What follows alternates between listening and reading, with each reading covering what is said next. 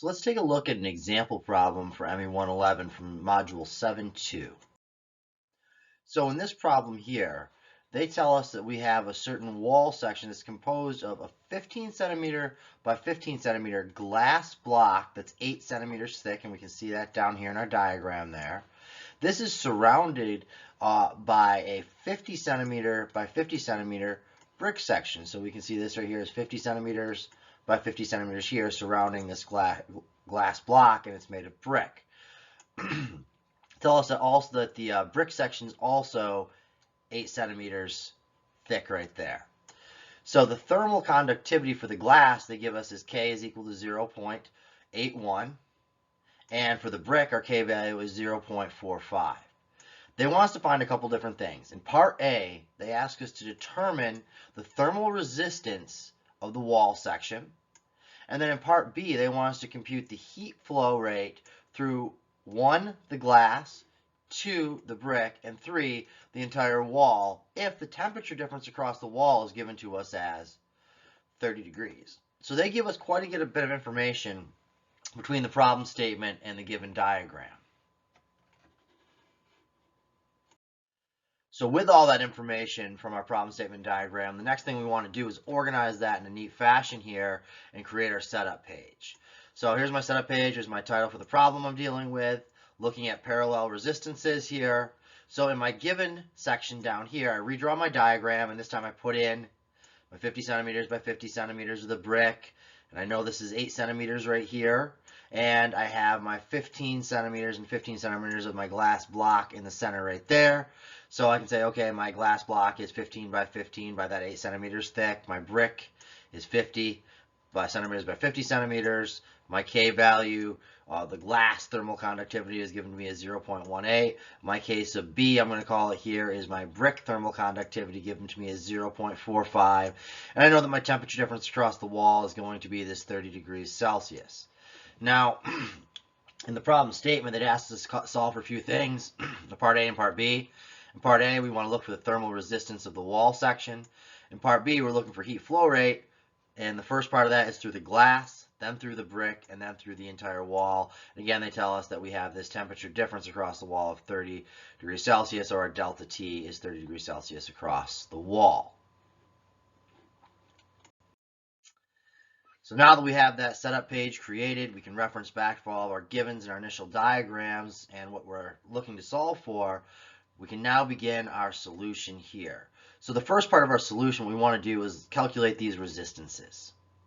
So this we can reference back to our key equation from equation 7.72 here, and this is R is equal to L over RKA.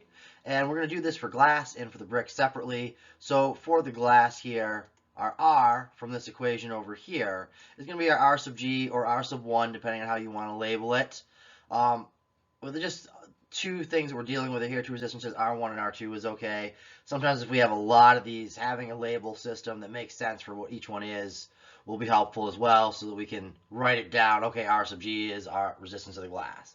So I just wrote down both ways to kind of talk about, if we start getting more of these, what might be good nomenclature. So the next thing I have is my L value. Well, they tell me the L for the glass is the same as the L for the wall, which is 0.8 centimeters, but I'm looking to deal with meters, so I'm going to convert it right here. 0.08 meters, and again, this is my thickness here. My K sub G was given to me in the problem statement as 0.81 for our glass, and our area is going to be 15 by 15 centimeters, but again, I want to convert to meters, so it's 0.15 meters by 0.15 meters, or 0.15 meters, and this would be a squared term for meters squared right there. So with this information, my R, L, K, and A, I can plug this back into my governing equation over here. So when I do that, I can say my R sub G, my resistance to the glass, is equal to my top value here of my L of 0.08 divided by my K value of 0.81 times my area of 0.15 squared. So my R sub G is 4.39, or if I was going by the numbering system, it's R1 is equal to my 4.39. So this is the resistance of my glass. So let's do that same thing now as we continue our solution here, but now let's do it for the brick. We have our same governing equation here. R is equal to L over K times A, where in this case here, my R is my R sub B, or the R of the brick, or R2. We which is again this resistance to the brick here. So L, my thickness here, is 0.08 when I convert to meters. My K for the brick is 0.45, my thermal conductivity. And A for the brick here is 50 centimeters by 50 centimeters, or 0.5 meters by 0.5 meters. Minus, now if we go back to our initial diagram, we had the brick wall, which is 50 by 50, minus, though, the center glass block. So we got to take the area of the brick minus the area of the glass block in order to get just the area of the brick there, because part of it was being replaced by the glass block. So we say 0.5 meters minus what we calculated earlier for the area of the glass, 0.15 meters squared there. So we can plug this in. My R2 or my RB, resistance of the brick, is equal to my L value here of 0.08 divided by my K value for the brick, which is 0.45, times my area here. So the area of the brick is going to be the 50 by 50 minus the block area, that's the glass there. So 0.5 squared minus 0.15 squared. So my R2 here, the resistance for the brick, is 0.78 when I plug this all in and calculate it. So now that we have those resistance of the brick and the resistance of the glass block, what we can do now is realize that the resistances are going to be in parallel. This is because the temperature difference is the same across both the glass and the brick. So now we have this general governing equation here, that 1 over R is equal to 1 over R1 plus 1 over R2, because we're in parallel here. So we can start plugging our known values of R1 and R2 that we just calculated. So 1 over R is equal to 1 over 4.39 plus 1 over 0.781. Do out the math. 1 over R is equal to 0.228 plus 1.28, and our 1 over R is equal to then 1.51, or we can solve this for R, and R is equal to 0.633 in units of degrees Celsius per watt. So now we can continue on to part B of our solution, that we have these resistances. So this, in part B, they'd asked us to solve for the heat flow through the glass and the brick. So our key equation here that we're going to use is right here, which is from equation 7.79. Q1 is equal to 1 over R1 plus the temperature difference of T1 minus T is equal to Q2, which is equal to 1 over R2 times temperature difference of T minus T2. So let's deal with the glass and brick separately, and then we'll deal with the wall as a whole after that. So for just the glass here, what we have is that Q1 is equal to 1 over our R1 times our delta T, where our R1 we calculated as 4.39, and our delta T was given to us as 30 for our temperature difference there. So we can plug that in.